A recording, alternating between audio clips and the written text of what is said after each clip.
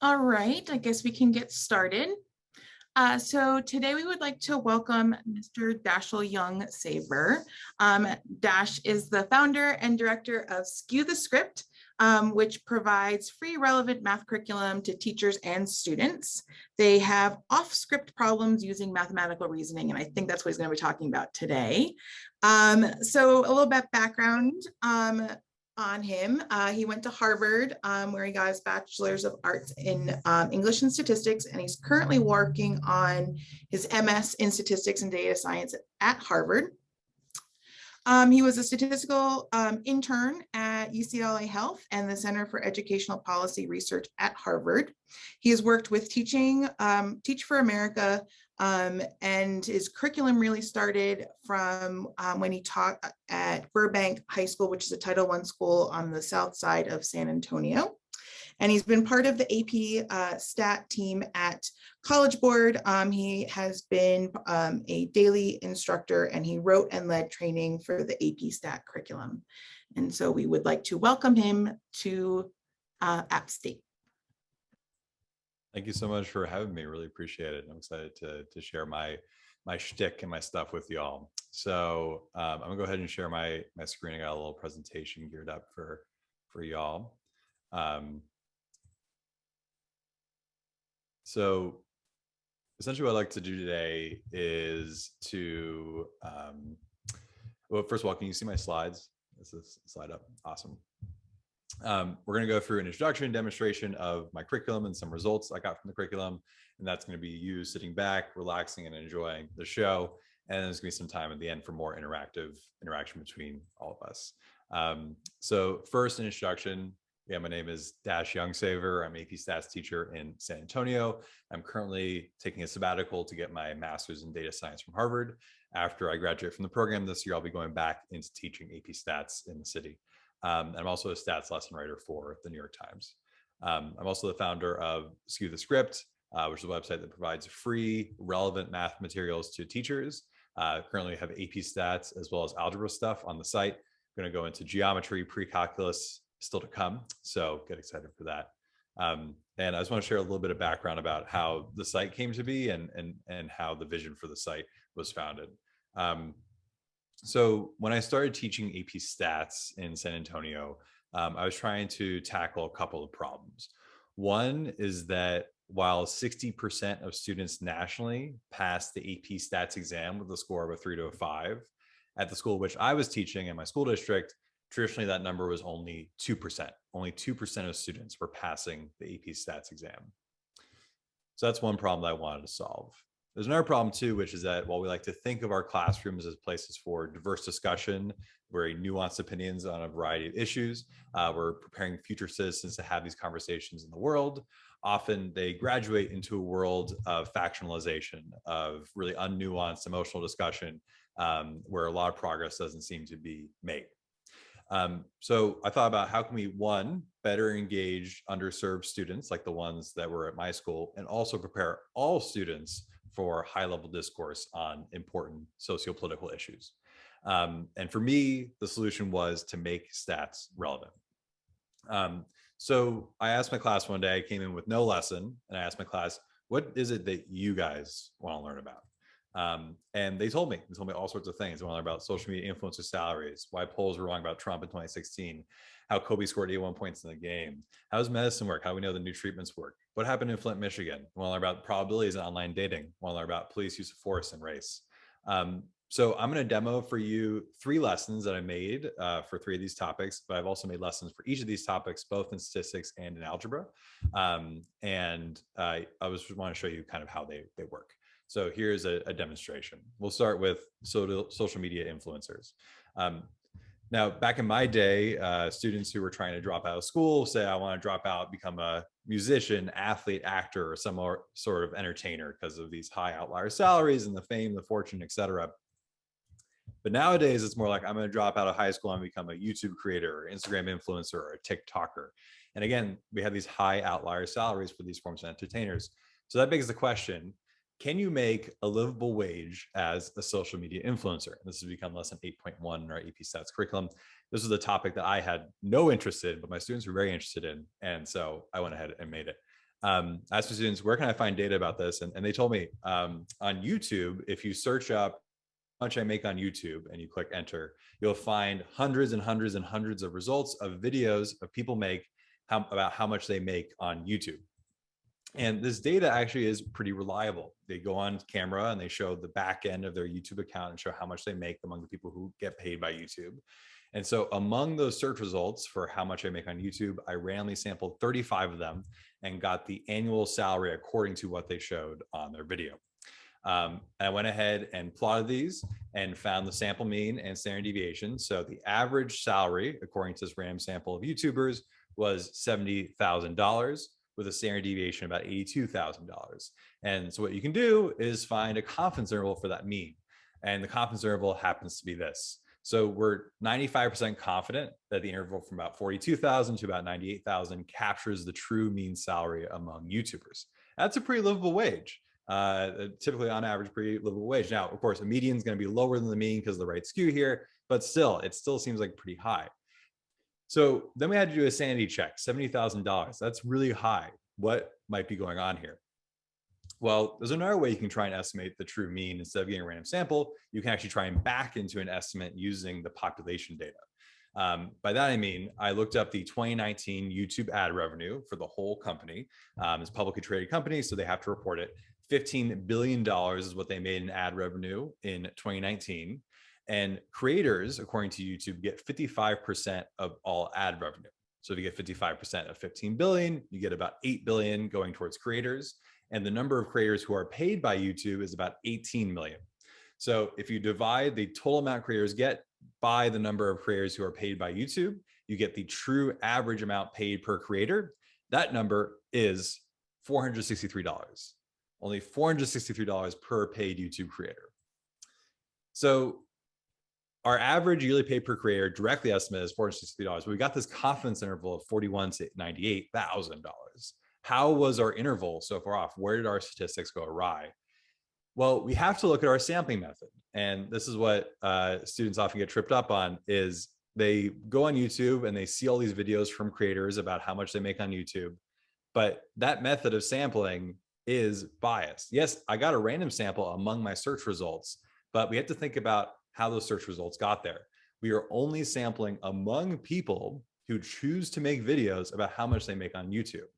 The people who are probably going to make videos in the first place about how much they make on YouTube are people who probably make an unusually high amount on YouTube compared to others. You're not going to make a video if you're only making 20 cents a month on YouTube. So these people have more to brag about than typical. And even though we got a random sample, my sampling frame was biased. So this is a lesson on confidence interval for mean, as well as biased sampling methods in the AP Stats curriculum, and you do it in a relevant way the students are very interested in. Another topic my students want to talk about a lot is educational inequity. I teach at a school district that is consistently rated underperforming by the state of Texas, and they want to learn about why that is. So we know that there is an income achievement gap. Specifically, low-income students tend to perform worse on math exams than middle and upper income students on average. There's also an income attendance gap. Nationally, low-income areas have more chronically absent students. And so a lot of ink has been spilled in the education literature about, well, what if the way to reduce the achievement gap is by first closing the attendance gap? So let's think about that. In this model of the problem, poverty causes low attendance and low attendance causes low test scores. And so if we can change the attendance from low to high, maybe that will have a causal effect on test scores. So we asked this question, will raising attendance also raise test scores? We got a random sample of students at our school. There's 11 students, and we found the percent of school days they attended in their freshman year of high school and the score they got on the Algebra 1 state exam at the end of the year, just a raw score in terms of number. And we found a very strong positive linear correlation. And we did all sorts of work with this. So for example, if a student had 87% attendance, what's their predicted test score, et cetera, et cetera. And you can use this strong positive correlation to make all sorts of calculations and predictions. But then we got into the policy perspective. So in the past several years, superintendents from many school districts have started these large scale, sometimes very expensive initiatives to improve attendance. These included call programs for chronically absent students, hiring attendance case managers, using Uber and Lyft, other ride sharing programs for students with transportation issues. And here was the result. over time in these school districts that had these efforts, attendance went up, as you would expect. However, test scores stayed flat. Attendance went up, but test scores stayed flat. And at this point, most students are like this. What? How is that possible? We just saw there's an extremely strong positive relationship between attendance and test scores. And this is our first lesson into correlation, design, and causation. It could be that poverty causes low attendance and low attendance causes low test scores. Or it could be that poverty causes all sorts of other things, such as experiencing hunger, attending worse schools, having less study time because you're working a job or taking care of your family. And those things might be the true driving causes of low test scores. So you can do all you want to the attendance rate, but if you're not addressing or giving policies that help students overcome the other driving causes, you're going to still have some of these low test scores. So that's a lesson on linear regression and correlation causation, and it does it in a relevant way. And often I found that in stats classes, we do correlation causation in the most contrived ways possible. So this is an example of like a very authentic way to talk about correlation versus causation. Let's get to a more charged topic, a very important topic, policing and race. This is something my students really wanted to talk about using data. So we looked at the stop and frisk program. That was a controversial program in New York City that allowed police to stop people on the street and search them for weapons or contraband. And what is amazing about this program is they collected very detailed data on every single stop conducted from 2003 to 2013. So we can ask of this data set, is there evidence of racial discrimination during stop and frisk? So here's a random sample of 2011 data from the program. And a television commentator saw this data and said, police had no force interactions with only 260 white suspects. Meanwhile, a much higher number of black suspects, 1,371, didn't experience force at all. Clearly, black people experience force-free interactions with police more frequently than white people. That's what was said by the commentator. And so what we do here is we say, well, that's about raw numbers. What about the distributions? What about the proportions? So we can do what we call conditional distribution. So given, say, what percent received force, no force, et cetera. Given someone was white, what percent force, no force, et cetera. And if you do that using the totals for black and white suspects, you can see that 78.7% of black suspects received no force, 15% hands force, 6.3% higher level force. And you can do the same thing with white suspects, and note that there were far fewer white suspects stopped than black suspects in total. And we can see here that when you do this comparison, not of raw numbers, but of proportions, we see that actually white suspects received no force at a higher rate than black suspects and received force at a lower rate than black suspects. So this take from a television commentator comparing the raw numbers, we know that proportions are going to be better than raw numbers to give a more fair comparison. Sizes differ. So this is what we call in statistics BS. And you know what BS means, right? Bad statistics. Yeah. So that was bad statistics. Now, also students have this lingering question. So we do see that when we look at the conditional distributions, we see there is an association between race and force level. One question students often have is, does our data provide evidence to prove that New York police are racially biased in terms of use of force, that there's a causal relationship here? Why or why not do we think that from this data alone? Then students bring up all sorts of potential confounding variables, such as individuals' level of cooperation, the reason behind the stops, and more. And because of these confounders, we can't necessarily say from this data alone that we have definitive proof of racial bias. And so in future lessons, we go into simulation experiments as well as audit experiments where you can control for confounding and do true causal inference. That's a really powerful lesson for students. So this is a lesson on two-way tables, conditional distributions, association versus causation, and it's a preview of experiments, and we do it all in a relevant and cohesive way. So the results of doing this kind of curriculum. My first year of doing relevant stats, more students at my school, which is Title I school in San Antonio, took the AP stats exam than the previous 16 years combined. And it was the highest pass we had seen at a neighborhood high school for at least a decade. And on paper numbers, I noticed that among my students, there was more engagement, great discourse, and students started developing a common language for talking with each other about these sometimes charged but very important topics. And so I just want to kind of give you a quick overview of the general materials in addition to what I've just shared with you today. So if you go to the website where I've shared all these materials for free, you'll find AP Stats lessons. AP Stats curriculum covers the entire AP Stats course sequence.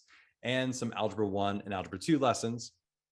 And we're developing more to come, say in geometry, pre-calculus, other topics that we're trying to make relevant.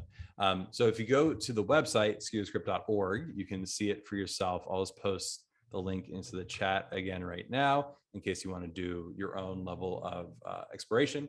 I'll also have it up on screen here if you want to follow my lead. So when you go to the website, you'll see all sorts of links. If you go to the AP Stats lessons, you'll see we have a full curriculum for AP Statistics, all lessons exploring data and relevant topics. That includes social issues, includes sports, includes economics, includes the environment, includes social media, all different sorts of things. And so if you go to one of these lessons, say we have our percentiles lesson on and Z-score lesson on who was the greatest basketball player of all time, you'll find a comprehensive set of materials. So everything is free. You just have to make an account. It is truly free, really. And the handout is there if you want a handout to use with your students. There's a handout key, which is really important because not only does it have the answers, but has a really comprehensive discussion guide for the discussion question at the end of the lesson. There's also a video. So if you want to do a flipped classroom in which you have students watch a video before coming into class to practice, you can assign them that video. Of course, if you want to do a traditional classroom, we have a slide deck so that you can cover the material yourself in class. And we have Desmo stuff, all sorts of other stuff, but that's kind of the main materials that you could use. Also, in addition to the materials, we have some helpful guides because we know that teaching relevant math is new for a lot of folks, and we want to make sure that you have proper supports and guides as you're doing it. One is kind of a brass tacks, how to use it in different classroom formats. So we have a flipped classroom guide where you're having students watch videos before coming to class to discuss and practice. We have a traditional classroom guide where you're giving a direct teach in class and then having students practice in class as well as at home. And then online classes if you're still having to teach online due to COVID. Now, I think the more important guides is one we have an alignment guide to the AP Stats scope and sequence, but we also have these tips for teaching socially relevant math. And this is basically a letter written by a great colleague and me about how we go about teaching socially relevant math and best practices that we've developed. And this is all about how to create discussion norms and to make sure that they're being enforced, to take precautions to avoid resurfacing trauma in class. It's all about also how to approach these topics in a less unbiased and politically neutral way. We also have an example letter to parents about how that is done in our classroom. And then also all sorts of things to make sure that these conversations go well in class and that students feel empowered by these lessons to make change in the world and to think critically about issues around them. So that's our main resources around that. I'll also point out that we have a relatively new set of Algebra 1 and Algebra 2 lessons. These are not a full curriculum like AP Stats. However, they are lessons that you can throw into your Algebra 1 and Algebra 2 units as a summary to the unit or as a lesson within your units to really make the material come alive. So we have, say, for example, system of equations. We have, does college pay off? Do Teslas pay off in terms of environmental impact and in terms of monetary impact? We have all sorts of lessons on exponential growth and COVID-19, compound interest and loans, all sorts of things here that we're covering. The first lesson in the scope and sequence here is on relationships and functions in the Electoral College, which is a really interesting lesson. So that's a broad overview of the materials on the site. And what I'd like to do is to really give you all a chance to explore them on your own. So I'm going to give you all about 15 minutes to explore and even adapt some of these materials. So you're going to go to the website, and then if you're an educator, I would suggest picking a Skew The Script lesson of interest, whether that's in the stats curriculum or the algebra curriculum, and think about how you take the material and customize and or use it in your own classroom. And if you're not an educator, I would still encourage you to explore and look at the materials in depth.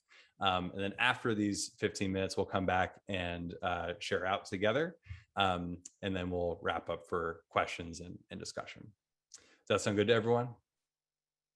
All right. So I'll just do 15 minutes. So we'll come back at, let's see, at 38 past the hour.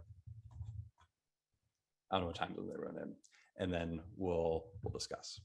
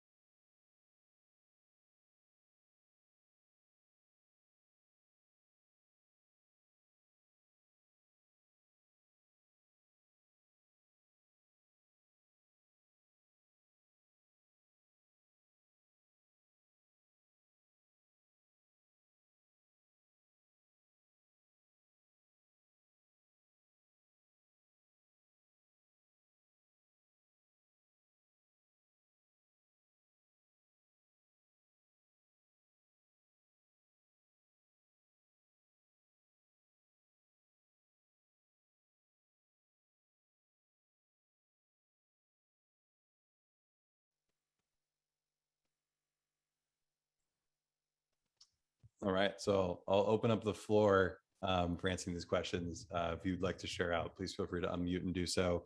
What lesson did you explore? What would be kind of the value add or good thing about using this lesson in your classroom? And what hesitations or challenges would you anticipate in implementing the lesson that you explored?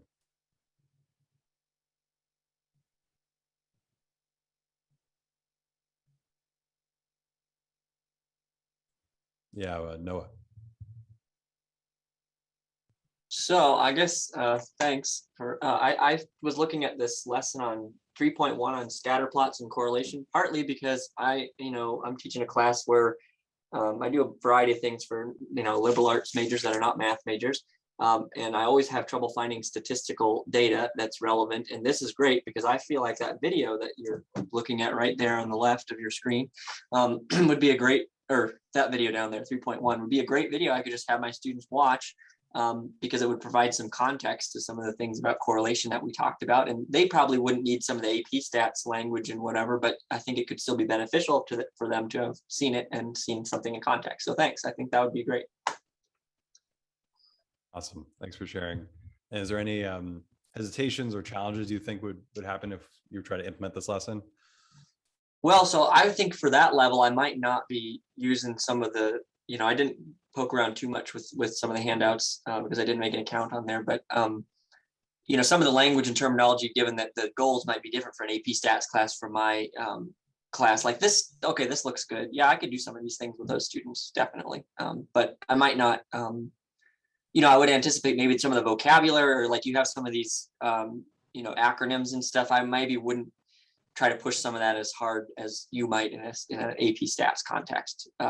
So that might be a challenge. They would be asking about the particulars of some of that. And I would say, well, we're getting a broader strokes picture for this particular class. So yeah, thanks. For sure. We have all sorts of cutesy acronyms in this world, which I'm not a fan of, but is the level at which we're at. So I embrace it. And yeah, so it's all the things that they're supposed to talk about when describing a relationship.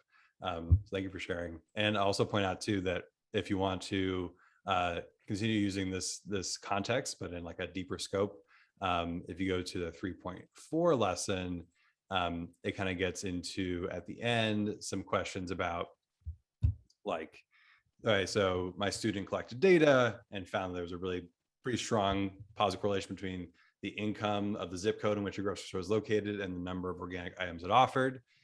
Is this unethical if, like, say the company HEB was using an algorithm to determine this? And is that just supply and demand, or is it in some way unethical, and like why? And I think that's a really interesting question that regression helps us think about, but students going to go even deeper to like really think through. So I think it's really good to follow up if you're going that route. Awesome. Would anyone else like to share the lesson that they explored and any like kind of positive thoughts about it and or hesitations or challenges they would think with implementing it?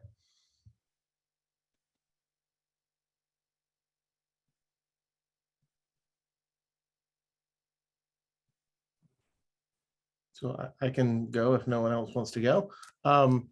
I looked actually at the one of the algebra ones. It was the one on rational functions, and now I'm sort of forgetting 8.1.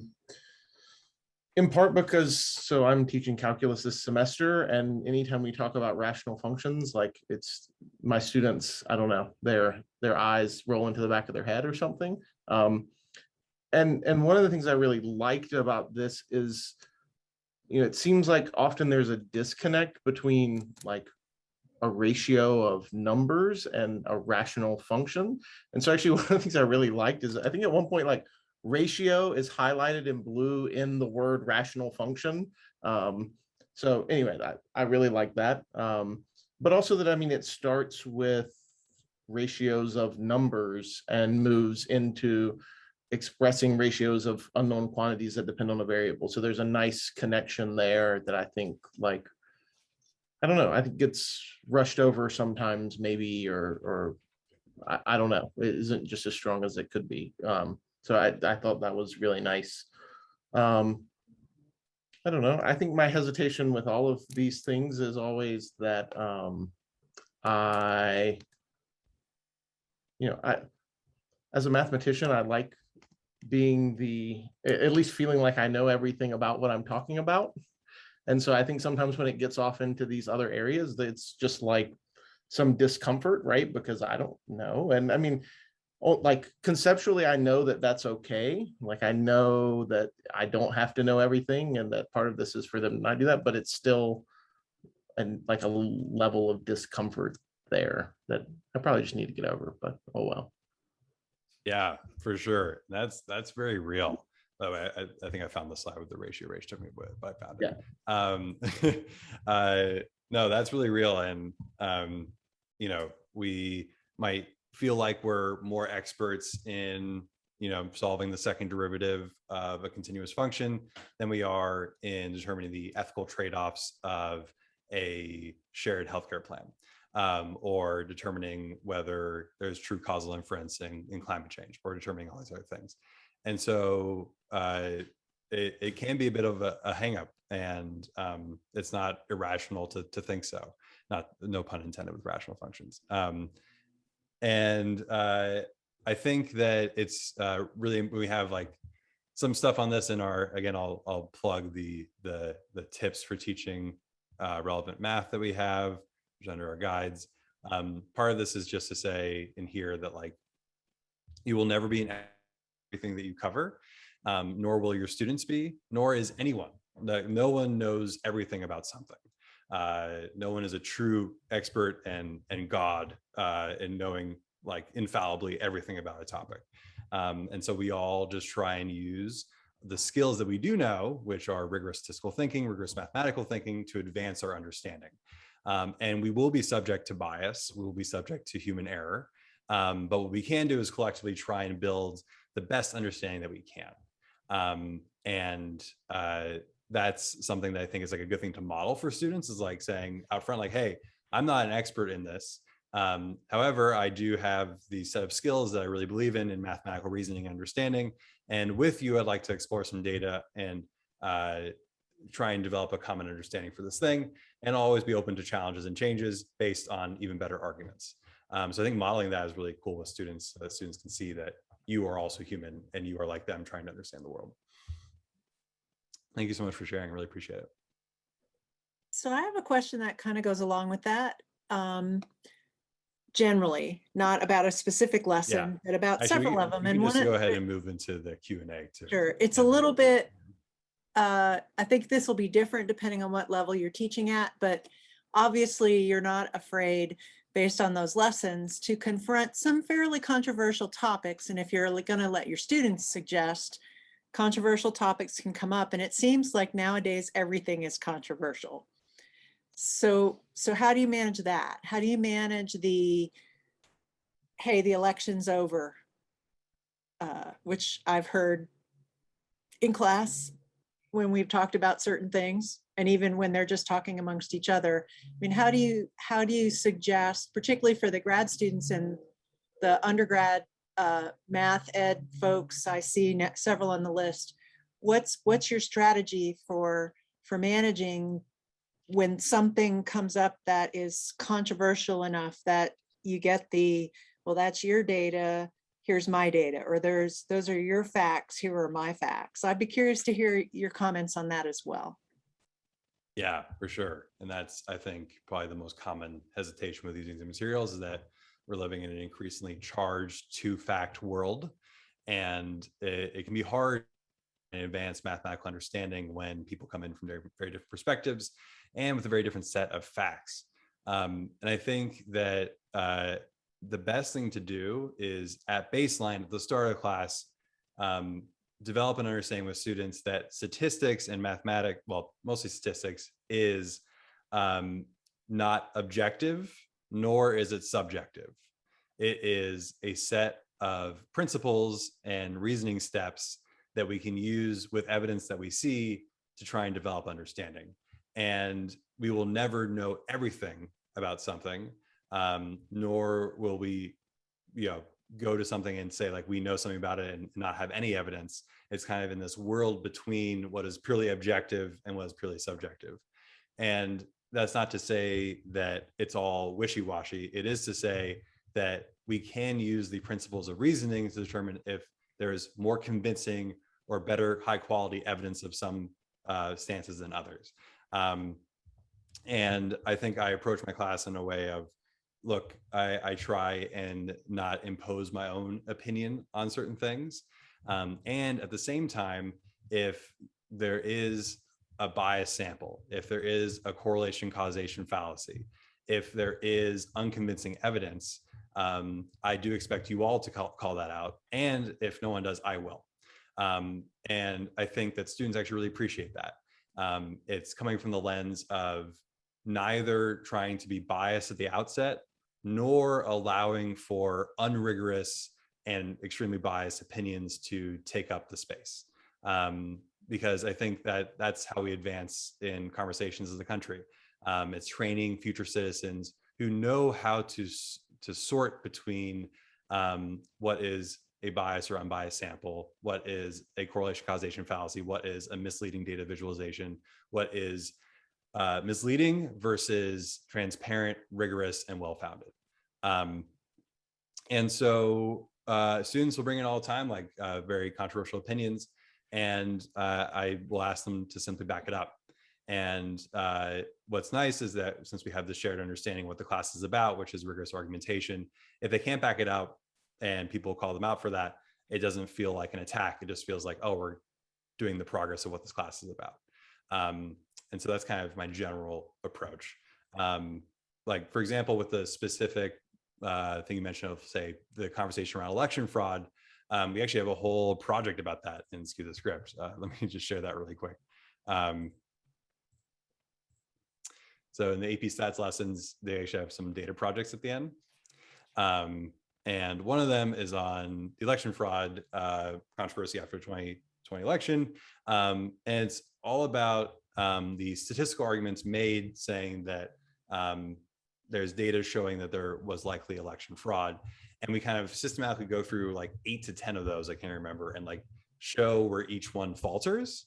And instead of, I've found with this project that instead of students feeling like they're being attacked for their beliefs, they actually find it very refreshing to see that we're actually engaging with the arguments being made by the side claiming election fraud. We're not just like categorically dismissing it. We're like, here's like 8 arguments made by people claiming election fraud using statistics, and here's where all 8 of them failed and failed in court. And we actually do engage with it. And you know, we at the outset say, hey, look, this was an unprecedented election. This was election during a pandemic where mail-in voting was used more often than we've seen it used before. And so there can be reasonable skepticism about the election results. Now let's look at the evidence and see what we find. And so far, it seems like we haven't found any rigorous argumentation to show that there was widespread election fraud. And there is some argument to be made about whether there is a baseline level of uncertainty you will always have about election fraud. And that's also a really good discussion as well. So yeah, I just go head into it and say, look, we're going to be doing rigorous argumentation in the class. The point of the class is the rigor. It's not about the end goal. It is about the process and the process of statistical thinking. And so we'll have all things on the table, and then we'll try and together arrive at one, where we can agree using rigorous statistics, and also two, where we have to stop short and say statistics cannot answer this for us, and know exactly where that stopping short happens. So yeah, and also one last thing I'll mention is we have in again those tips for teaching socially relevant math. We have a whole bit of a letter to parents, which is really a letter to basically everyone, including administrators, students, etc., about our curriculum and how it was made. And we talk about how we try and engineer lessons to make sure they're nonpartisan. We use data from the right-leaning Heritage Foundation, as well as data from a left-leaning economist in one lesson. We have in our first lesson, a misleading data visualization lesson, which uses a misleading data graphic from the Obama administration, followed by a misleading graphic from a Republican congressman. We do try and be as nonpartisan as possible. And we are vetted each year by a set of AP stats teachers from a political diverse background who look through the materials, use them, and then give us notes, and then we make edits as necessary. So having that in the background with this kind of like somewhat verified material can give more confidence to using it in class. Sorry, I know it was kind of long-winded. I hope that answered your question. Yeah, I think it's something particularly a new teacher or one of our grad student TAs really maybe needs to think carefully about before using something like that in their class, just so that they're prepared. Of course, sometimes you never can tell what topic's gonna pop up and be, if not controversial, at least create disagreement, which math teachers aren't used to, because there's not disagreement about, do you divide first or subtract first if you're solving a linear equation? But yeah, thank you. For sure. And we also always plug this too. We have a set of nice discussion norms to make sure that when there is debate in class, we're doing it productively. I found these like work really well generally. And also they ensure that class discussion is pretty specified and not like going towards all sorts of side things that can get off topic. So yeah, this is just in our resource we share on the site. Any other questions from folks? Oh, actually, sorry. I want to say one more thing before I have another question. One thing to maybe mention to folks who are just starting this out for the first time, might have hesitations. This is something I often mention to folks, is there is a risk to doing these materials that is not present with normal materials, right? Like if you're calculating the number of apples in the apple cart, there's no risk to doing it. There just isn't. There's no risk to it. I would also encourage people to think about, though, the risk to not doing relevant lessons. I think we've seen those risks play out. We've seen them play out in our very broken sociopolitical discourse, in the way that we're not able to compromise, in the way that we're not able to have nuanced discussions about really important systemic issues. And that risk is driven by the fact that our schools are not preparing citizens to have those conversations productively. Certainly our math classes have not been doing that. And so if we continue avoiding those conversations in math class, in a class where we can build structured conversation around data, I don't know how we expect that discussion in the political environment to change. I really don't. The reason that we are divided is because we have a demand for unrigorous divided material, driven by the fact that we're not educating students to want more nuanced materials through data analysis and other things. There's a risk to not doing these materials too. There's a social one in that. So yeah, I think Travis, you had a question? Yeah, great presentation. I mean, I already drank the Kool-Aid on all this stuff, so I'm there with you on everything you've been saying so far. But one thing I'm curious about, so my background is as a mathematics educator, so I do educational research. I'm curious if you've thought about trying to do any kind of systematic educational research around kind of the impact of your materials, how students are engaging with them, interacting with them, how they're coming to understand statistics in different ways. Yeah, definitely interested and have not had the time yet. I've only been teaching for several years, and I made these materials and it went well with my own students, and now I've shared them on this website, and the website's only 1 year old. So I haven't had the time yet to really dive into more systematic research, but I would definitely be interested for sure. Well, I will shoot you a line then, because I'm just down the road in Houston and I spend lots of time doing that. So I'd be happy to have some places to do it with. Awesome. That'd be great. So I'm sort of curious if, so I think about the first time I taught calculus, and so I could make like this joke that in Mean Girls, if you're not familiar with the movie, there's the limit does not exist, which is not, anyway. So like that made sense to my students then, and they thought it was funny, like, 7 years ago. And now my students are like, what is that movie? That was like before we were born. And so I'm sort of curious, like, what your thought is, or I'm just interested, like, in this as a collection, like, how do you see this evolving as students, sort of as the election of 2016 is maybe not so prescient, Right. or as that. So I'm just curious what your thoughts are on updating these things, and if you have plans of doing that, or sort of what the future might hold for this project. Yeah. Well, one nice thing about me being a teacher is that I have my summers free. And so what I plan to do is every summer update the materials, especially ones that become less relevant over time. And the nice thing is because it's an online resource, that's an instant update. So you might start seeing on the site eventually like an A and B version of lessons, where an A might be an old context, but teachers still might want to use it, and a B version where it's like a newer context with the same objective. And that's something I was doing naturally in my own classroom anyway. So it's definitely gonna be updated over time. Cool. So I have a quick question, if you don't mind, about just kind of like what Travis was hinting at. So I work with a group of folks who've been building teaching materials and resources for teachers in North Carolina. And one of the things that we wanted to do was build a safe space for teachers to talk about lessons, to talk about mathematics, to talk with each other. If they didn't understand something, it was a place that wasn't really accessible to other people, parents, administrators. It was really just for teachers. So I noticed that you have Facebook groups. Do you have lots of conversations appearing on your Facebook group pages where folks are really getting into the nitty gritty of implementing these tasks? Yeah. I would say that there's like in the AP stats community, there's a very active, huge Facebook group of like thousands and thousands of members. They're all discussing activities from different sources. There's another organization in the AP stats world called StatsMedic who does great work. There's us, there's other resources too. And they're all being discussed on that main Facebook page. And then StatsMedic has their own Facebook page. Skew The Script has its own Facebook group. And so the conversations happen more specific to each resource in there.